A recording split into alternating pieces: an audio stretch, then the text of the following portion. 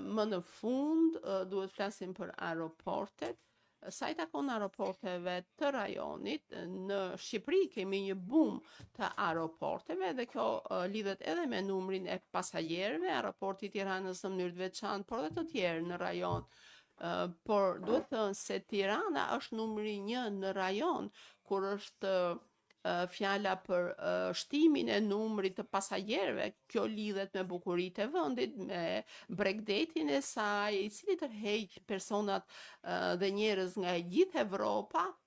Dhe kjo ka çuar një lëvizje shumë të madhe edhe në llojet e tjera të transportit, por ka sjell njëkohësisht edhe shtimin e presionit mbi infrastrukturën e vendit. Ne shohim që aeroporti i Tiranës po zgjerohet, po modernizohet, kërkon shumë kapacitete, por është e domosdoshme që ajo të lidhet me projektin hekurudhor Durrës-Tiranë, të sigurojmë edhe mjete që përdorin karburante të pastra. Aeroporti i Tiranës është një nga më domethënësit në kuadrin e projekteve që po zhvillohen dhe